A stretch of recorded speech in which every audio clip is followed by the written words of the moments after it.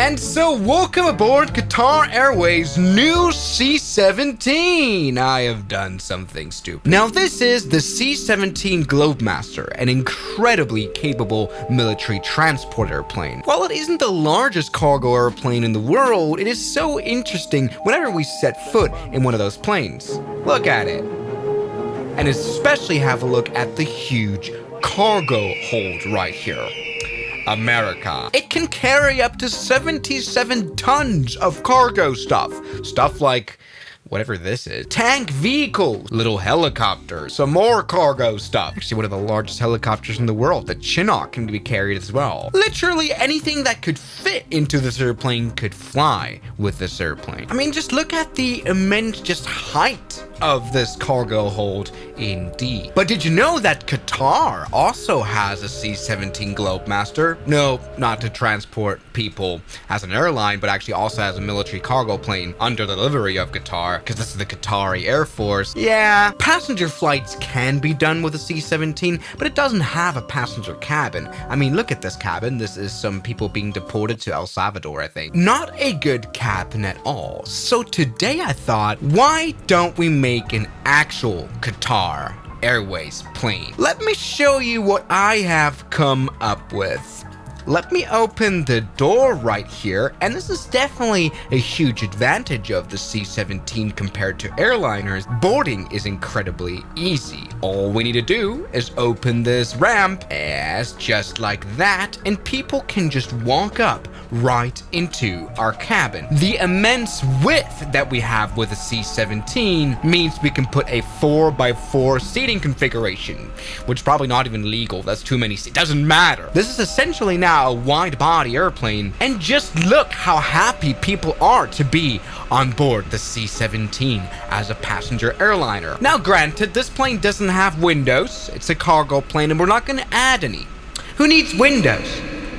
As you can see, I've done this well. Here is another entry door. We have lots of doors on the C-17. In fact, we can open them with a press of a button very easily. We've just done that. And so look at this door being open. You can just very nicely load into this airplane. Here's another door. This could be used as like an exit door. This will probably be legal because in airline aviation, you need to be able to evacuate a plane within 90 seconds in case something goes wrong. And this is definitely given here. There's lots of exits here that you can jump out of very quickly. You don't even need emergency exit slides or anything. Airlines would love the idea of having a plane that sits so low to the ground that you don't need airport stairs. This is why Ryanair is so profitable in using built-in 737 stairs. Look at it. Everybody adding a passenger cabin to planes that are purely used for cargo is definitely sometimes a good idea. I mean, just this week I came up with the idea to use the Airbus Beluga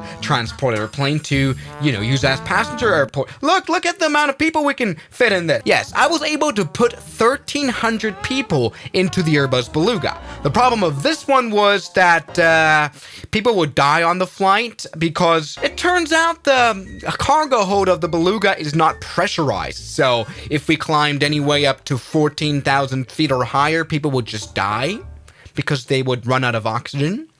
Anyway, the C-17 does not have that problem. This plane is nicely pressurized, so this could actually work. Now, other than the fact in this plane being incredibly easy to board, see, we can just close the door here, and that happens within seconds. There would be other good reasons why airlines would be interested in using this plane as an actual airliner. Well, it can fly pretty much anywhere. See, this is the amount of seats we've been able to put into the C-17, which is 244 seats. If we were to fill up all the seats here with passengers, we would come up with a loading weight of only 23,000 kilograms, which is nothing for the C-17 Globemaster. See, this plane still remains to be super powerful. After all, I mean, it has these huge 4 engines, allowing an airline to, not use the biggest airports like JFK. We can just take off from LaGuardia. In fact, we don't even need to take off from LaGuardia. Let's go ahead and fly the B-17. Look at how the airspeed indicator is reversed as to other airliners, and there we go. We can just quickly take off like that. Beautiful. We have got an immense performance. There we go. Landing gear up. We can fly up this airplane in a jiff, and especially if we are at a higher altitude, like now we are at what, 15,000 feet, this airplane will be able to go down in a jiff as well. Why? It's the plane that can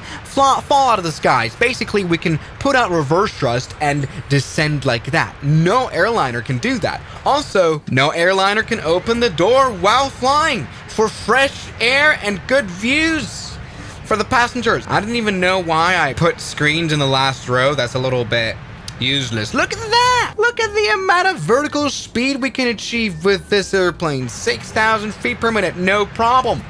Put the spawners out. We can descend even quicker. After all, this airplane can fly literally anywhere. I mean, give me the name of an airliner that is able to fly 244 souls, not including flight crew, to the shortest runway in the world, Saba Airport. Come on, let's try to take off. Let's try to take off. Come on, let's use every inch of the runway. All right, come on. Yeah. Use every single inch of the runway. Beautiful. And let's go take off. Full power into the C-17. These engines are very powerful. You can tell that.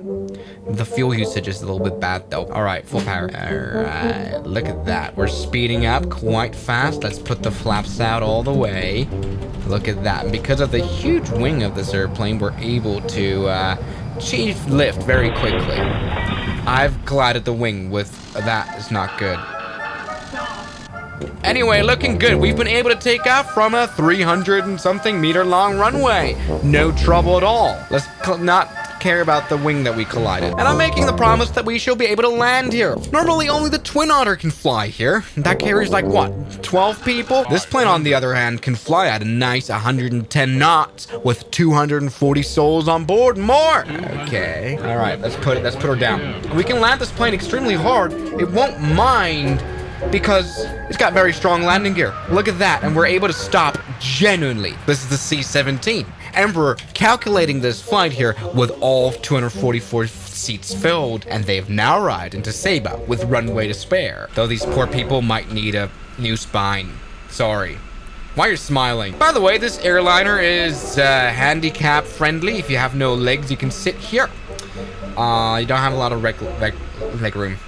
That's okay. So you may genuinely wonder, well, why is this design not used for actual airliners? Why is there only a cargo military version of this plane? It's obvious it's way too expensive to operate. We've got 4 engines that use a lot of fuel. We've got not necessarily streamlined aerodynamic design, despite those winglets trying their best. To operate the C-17, it costs $23,000 per flight hour, whereas the Boeing 757, which carries a similar passenger amount, costs only $10,000 to $18,000. It's so expensive to run 4 engines, to service 4 engines, and also, hey, maybe the 4x4 seating configuration, and the fact that there's no windows, so people would genuinely be afraid, and the fact that you don't really have a cargo hold in this plane other than the actual cargo hold, so you wouldn't be able to transport around people's luggage.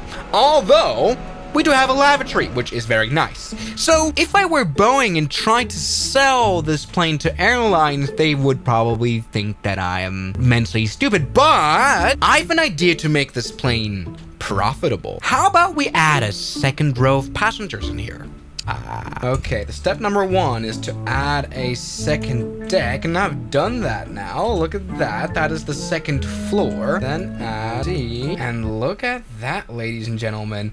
This should work very well. And so, welcome aboard Qatar Airways' new C-17. I have done something stupid. As you can see, I have actually found space to put a second deck here, and it works. Now, okay, these seats right here would only be able to be used by small people because we've got this bulk, kind of, as well as this stabilizer thing. But the good thing is that there's actually a staircase here in the C-17, and these are actual doors you can walk through. So theoretically, you'd be able to board the plane just fine and deboard it. Actually, the lady seems just fine beneath this stabilizer. This works very, very well. And so we have now increased the capacity of this plane to 488, which is not much less than the Airbus A380. Although, granted, this plane also has first class and business class seats. This plane only has economy. But look, we have done a thing. And now with seats, this plane will weigh around 50,000 kilograms and will add another 10 tons or so, probably less, for this extra stabilizing deck that I've added in here. But still, despite this bigger load of 60 tons now. By the way, the 737 weighs 40 tons empty weight, so this plane could carry a whole nother 737, by the way. We are not maxing out this plane at all. Even if we added some more fuel here, which would give us a flight time of 7 hours. This is where we slowly start to reach the maximum takeoff weight. This plane is incredibly powerful. So this concept would definitely work, I think. Everybody, let's test the capabilities though now. Will we be able to take off at Saba, even with our increased weight? Let's use our reverse thrust, which we can definitely freely use here. And there we go. Let's take off now. Full power. Yes, look at that. Got 80,000 fuel usage per hour. Not good. Let's go take off. Release the brakes. Here we go. Let's do it. Let's do it. And you're quickly gaining speed. You little son of a gun. Oh, we're taking off with a... Oh, that's not gone. Well, let's go put the flaps down. Oh, no, that's not going to go very well, is it? All right. Anyway, look at that. We're able to take off just fine.